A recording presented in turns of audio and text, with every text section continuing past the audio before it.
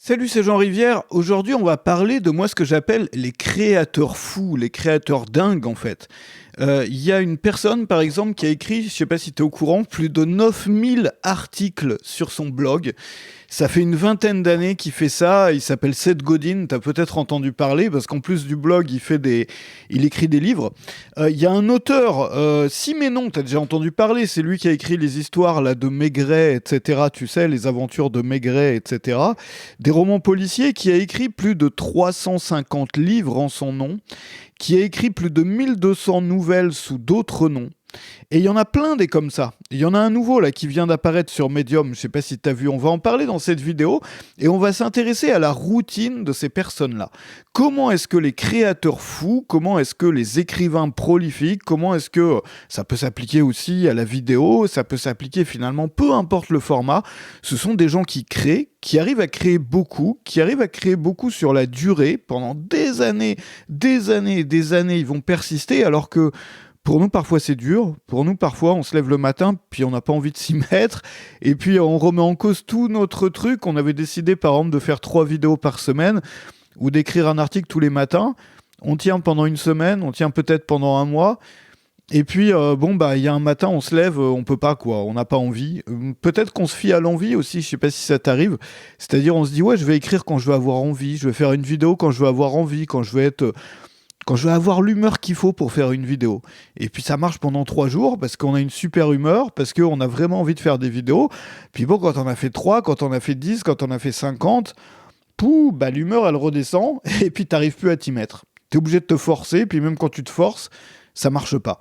Alors, on va voir comment ils font ces gens-là. Moi, je me suis beaucoup intéressé à ces créateurs fous parce que j'ai essayé d'en tirer des leçons en fait de la façon dont ils travaillent, de la façon dont ils s'organisent.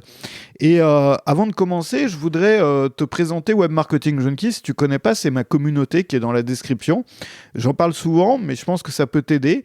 Si tu es créateur et justement tu as des problèmes avec ça, moi j'ai mis au point des systèmes d'efficacité radicaux et tu vas voir qu'ils sont vraiment très proches finalement de ceux qui sont utilisés dans certains cas par ces auteurs prolifiques, qui me permettent de créer une vidéo par jour pour YouTube sans me presser, sans me forcer, sans faire de reprise d'ailleurs, sans faire de montage sur ces vidéos. J'ai 2 chaînes, donc tu vois pas toutes les vidéos sur cette chaîne-là. Aujourd'hui, je viens d'en monter une autre. Là, le lien est dans la description si tu veux voir. J'ai créé plus de 400 formations en ligne. Et je crée en plus une leçon par jour pour les membres de Web Marketing Junkie, une leçon vidéo, donc pour les membres de ma communauté. Et sur cette communauté, il y a toutes sortes de contenus qui vont t'apprendre l'efficacité radicale. Il suffit de chercher efficacité, une fois que tu es membre, dans la barre de recherche, tu vas voir, il y a une fiche parcours qui rassemble les meilleures leçons que j'ai créées sur l'organisation, l'efficacité quand on est créateur. Il y a des calendriers entiers pour apprendre à t'organiser, à apprendre à organiser toute ta création de contenu pour rendre les choses faciles, pour rendre les choses simples, pour rendre les choses agréables. Il y a aussi une série de leçons sur le contenu sans effort, apprendre à créer des vidéos sans effort, sans faire tous les efforts que tu faisais avant, et donc probablement d'arriver à en créer beaucoup plus, sans te fatiguer plus, même en te fatiguant beaucoup moins. Et c'est ça vraiment la clé. Beaucoup de gens essayent de se pousser, de se forcer, alors que les réponses sont en face de nous finalement. Ça peut devenir simple, ça peut devenir agréable et ça peut devenir facile de faire tous ces contenus. Et puis il y a une formation sur l'efficacité parmi les 9 qui sont proposées aussi. Donc tu as des formations, il y a plus de 300 leçons. Alors attends, parce que j'ai un chat qui est dans le fil du micro. Allez, Tsutsu, là, on essaye de faire... là, on essaye de faire une vidéo là. Il y a plus de 300 leçons, il y a 9 formations qui sont incluses, il y a une nouvelle formation, il y a une formation que j'avais déjà enregistrée par le passé mais qui est ajoutée chaque mois, il y a une nouvelle leçon qui est ajoutée chaque mois, il y a des zooms 2 fois par semaine, le lundi et le mercredi à 10h du matin. Il y a aussi un forum sur lequel tu peux poser tes questions, donc tout ça est dans la description, n'hésite pas à regarder. Alors, on va revenir à nos créateurs fous. Le premier, c'est Seth Godin, tu as déjà entendu parler, qui a écrit La Vache Pourpre, qui a écrit Lynchpin, qui a écrit... Tsutsu, là, regarde, attends, je vais te montrer, parce que je sais pas si elle a envie de se montrer à la caméra, mais bon, j'ai un chat qui est fou avec le micro. Seth Godin, plus de 9000 articles, et ça fait depuis 2002 qu'il tient un blog. Et tous les jours, il y a un nouvel article. Depuis 2002, il n'y a pas eu de trou, en fait. Le truc fou, en fait, ça fait plus de 20 ans, en fait. Plus de 20 ans sans faire de trou, en fait, sans avoir de jours où tu publies pas. Comment est-ce que c'est possible ? Alors, je m'étais renseigné, j'avais regardé un petit peu l'histoire de Seth Godin par où il avait commencé, pourquoi est-ce qu'il faisait ça et tout. Et en fait, tout est né de la naissance des blogs, en fait. C'est apparu à cette époque-là. Alors, il y a une bataille de chats, c'est dommage, tu vois pas ça. Enfin, les batailles de chats, c'est pas... Allez, les chats, là. Ouh, on se détend, là. Donc, quand il y a eu les blogs qui sont apparus, quand ça a commencé sur le web, qu'on pouvait créer son propre contenu, voilà. Enfin, à l'époque, c'était une révolution. Bien avant YouTube et tout, il a trouvé ça génial. Et puis il s'est mis à écrire, et puis, oula, les chats, et vous savez, c'est dur de travailler avec vous, là. Hein? Allez, Titi, là. Bon, c'est pas grave. Donc, il s'est mis à écrire, et au début, il écrivait, je sais pas, 5-7 articles par jour, en fait. Parce qu'il aimait tellement ça. Donc, il y avait des petits articles et des longs articles. C'est ça, le secret de Seth Godin. C'est que sa règle, c'est, enfin, aujourd'hui, de publier un article par jour, peu importe la longueur. Parfois, tu as des articles qui vont faire des longueurs, qui vont partir en longueur, et parfois, tu as un article qui fait 2 lignes, en fait. Voilà, plus qu'un peu comme un statut qu'on posterait sur les réseaux sociaux. Donc, la seule règle, c'est de publier tous les jours. Donc, à l'époque, il publiait 5-7 fois par jour, et puis, il y a les gens qui le suivaient, qui ont commencé à dire « Attends, t'es gentil, mais nous... on n'arrive pas à suivre en fait. Et les gens, et ça l'a étonné que les gens justement soient, enfin pas énervés, mais lui reprochent en fait d'écrire trop. Parce que lui, dans son idée, il pensait, si j'écris beaucoup, les gens, ils n'ont pas besoin de tout regarder, ils n'ont pas besoin de tout lire, tu vois, ils regardent ce qui les intéresse. Et non. Quand t'es fan d'un auteur, t'as besoin, je sais que je suis pareil, les gens, ils veulent tout voir, tout lire. Alors il a changé son système et puis il s'est dit, je vais publier une fois par jour, ce qui m'empêche pas d'écrire à l'avance. Et puis il s'est mis en place un système avec une zone tampon. Une zone tampon, ça veut dire quoi ? Ça veut dire que t'écris. Alors lui, par contre, il écrit à l'inspiration. C'est-à-dire que quand il a envie d'écrire, il écrit. Donc il a tendance, quand il a envie d'écrire, à écrire plusieurs articles à la suite. Donc il va écrire 3 articles, 5 articles. Puis après, peut-être que pendant plusieurs jours, il a plus envie d'écrire ou il n'a pas l'inspiration qui lui vient. Mais il a de l'avance dans sa zone tampon. Et donc automatiquement, il y a un article qui est pris de la zone tampon qui va être publié. Donc le tout, quand on travaille comme ça, en fait, c'est de trouver le bon équilibre. C'est-à-dire de s'écouter soi-même, de constater finalement à quelle régularité viennent les moments d'inspiration pour pouvoir créer quelque chose qui te permette d'avoir une régularité qui n'est pas forcément quotidienne en fait, mais par exemple, tu peux voir que toi, avec la régularité à laquelle viennent tes moments d'inspiration, tu peux sortir 3 articles ou 3 vidéos toutes les semaines. Alors, moi je trouve que c'est une méthode qui n'est pas forcément à conseiller à tout le monde, c'est-à-dire que c'est une méthode quand tu as une vie qui est très stable, qui est très régulée, qui est très, tu vois, toujours la même chose, c'est facile de savoir, c'est facile. T'as plus de stabilité en fait, et donc vu qu'il n'y a pas grand chose qui change dans ta vie, dans ta routine, dans la vie dans la vie que tu as aujourd'hui, tu sais que tu as en moyenne tant de moments d'inspiration par semaine, que pour toi, 2 fois par semaine, à peu près, en gros, tu vas écrire, t'as pas vraiment de semaine où t'as jamais d'inspiration. Maintenant, pour quelqu'un qui vit beaucoup de changements, beaucoup de transformations, moi je me rappelle par exemple quand j'étais voyageur, quand j'étais digital nomade, là ton humeur elle dépend de l'endroit où tu es, de machin, de trucs, t'as beaucoup d'imprévus en fait dans ta vie, et moi ça m'a semblé, parce que j'avais essayé de travailler comme ça, et ça m'avait semblé pas du tout cohérent avec une vie dans laquelle il y a beaucoup d'inattendus, il y a beaucoup de choses qui sont pas planifiées, il y a beaucoup d'aventures et d'inconnus si tu veux. Maintenant, dans une vie stable, c'est quelque chose qui fait sens. Moi j'ai un ami d'ailleurs qui travaille comme ça, ou qui a travaillé comme ça à une certaine période, et ça lui a permis vraiment d'avoir une belle régularité. Donc installer une zone tampon. Ensuite, on va parler de Siménon quand même, parce que c'est l'auteur de combien ? 350 livres sous son nom. Et en fait, l'histoire avec lui, qui est complètement folle, c'est qu'en fait, il écrivait tellement, un peu comme Seth Godin, là, qui écrivait jusqu'à 7 articles par jour, c'était trop. Et Siménon, il a écrit 350 bouquins sous son nom, mais en fait, il avait envie d'écrire plus, et donc pour qu'on ne le prenne pas pour un fou, finalement, ou pour un peu noyer le poisson, il a écrit sous d'autres noms. Et il a écrit plus de 1200 nouvelles sous des noms d'emprunt, sous des noms de plumes, en fait. Donc, au total, ça fait plus de 1500 ouvrages. Voilà.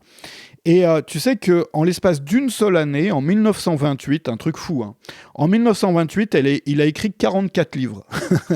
44 livres en l'espace d'un an. C'est intéressant. Et en moyenne, il lui fallait 11 jours pour écrire un livre. 11 jours. Voilà, donc il en a écrit des palanquets. Et une fois, alors c'est la petite histoire qui raconte que Siménon, une fois, il a écrit un bouquin en 24 heures. Et donc c'était un peu un défi, tu vois, un peu comme aujourd'hui, on ferait une vidéo YouTube là-dessus pour montrer j'écris un livre en 24 heures devant vos yeux. Bon, à l'époque, il n'y avait pas YouTube. Donc il s'est fait enfermer dans une cage de verre devant le Moulin Rouge à Paris. Et voilà, comme ça, les gens pouvaient observer qu'effectivement, tu vois, il était capable d'écrire un livre en 24 heures. Donc, assez hallucinant. Alors, comment est-ce qu'il s'organisait, Siménon? Eh bien, il avait une routine extrêmement précise. C'est ça qui est intéressant. Une routine extrêmement précise, et quelle que soit la façon dont il se sentait, il écrivait tout le temps.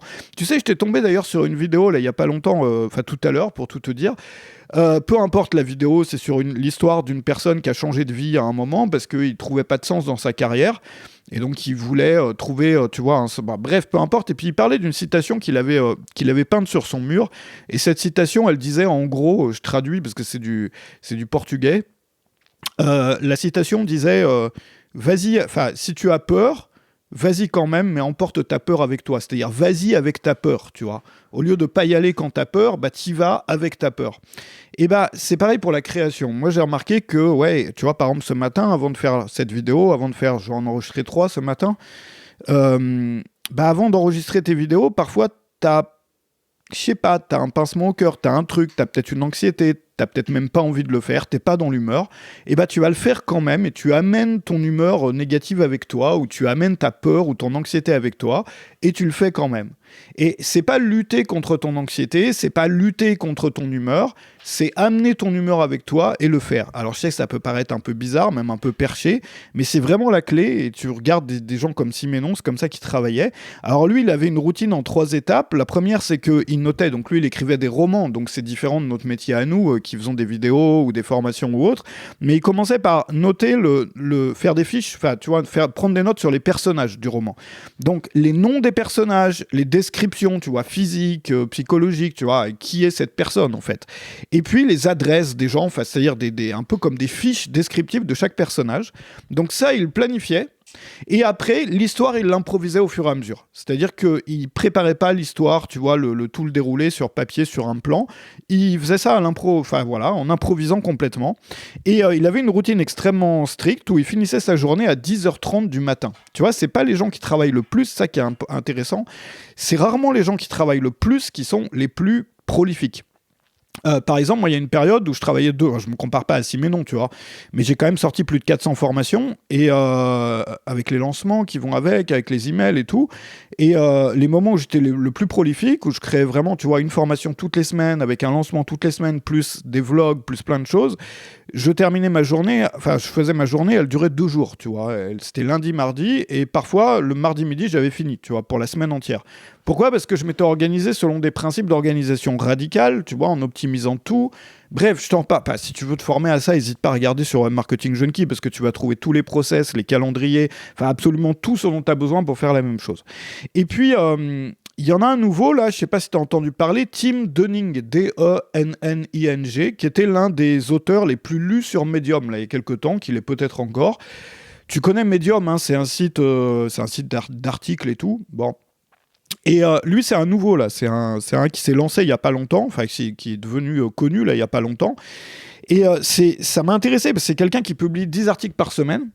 Ces articles sont vraiment, vraiment, vraiment bien. Enfin, c'est pour ça qu'il a monté tellement sur Medium. Et c'est un peu la star du moment là sur Medium. Et ces articles sont vraiment vraiment bien et il s'organise. Alors j'étais surpris de voir qu'il avait le même type d'organisation que moi j'avais mis au point pour moi pour les vidéos, les formations, etc. C'est-à-dire qu'il écrit que 2 jours par semaine. Mais pendant ces 2 jours, il fait 10 articles, c'est-à-dire il fait 5-5, c'est-à-dire il a des journées thématiques, exactement comme moi ce que j'ai enseigné depuis des années en fait, et tu te rends compte que c'est ça qui marche pour beaucoup de gens qui sont vraiment prolifiques, voilà, enfin c'est le truc naturel qui fonctionne, qui est souvent choisi par ces gens-là. Donc 2 jours par semaine qui sont toujours les mêmes jours de la semaine, il va écrire. Donc 5 articles un jour, 5 articles l'autre jour. Par exemple, moi c'est ce que je fais pour les vidéos. Il y a des périodes, enfin j'ai expérimenté un petit peu, une période où je faisais 6 vidéos dans la journée. Aujourd'hui, j'ai changé un peu pour faire 4 vidéos une journée, 3 vidéos l'autre jour, ce qui me permet d'avoir 7 vidéos, tu vois. Bon, je suis encore en train d'expérimenter là-dessus, mais finalement, ça reste sur le principe d'expérimenter parce que j'essaye de caler d'autres choses dans ma vie à côté. Parce que moi, j'ai pas que ça à faire, tu vois. Moi, je fais ça à mi-temps. À côté, j'ai du jardinage, j'ai des travaux à la maison. Pour moi, ça a toujours été très important de faire ce métier à mi-temps, parce que sinon, tu t'es plus créatif, tu trouves plus d'idées. Enfin, moi, tu peux pas faire ce métier à plein temps, c'est pas possible. Tu pètes un plomb. Puis en plus, tu as besoin, quand tu fais notre métier, de te laisser une zone tampon. On parlait de zone tampon tout à l'heure, là c'est un autre type de zone tampon, c'est-à-dire qu'il y a toujours de l'imprévu dans nos métiers.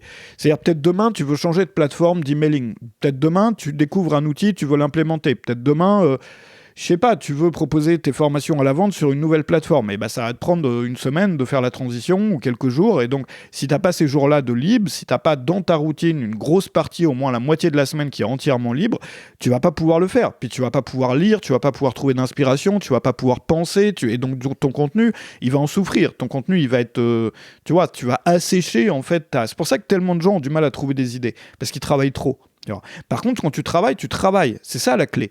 C'est qu'en 40 minutes, tu fais 40 minutes de contenu. En 40 minutes de travail, 40 minutes de contenu. Ou disons 30 minutes, le temps d'installer le matos, etc.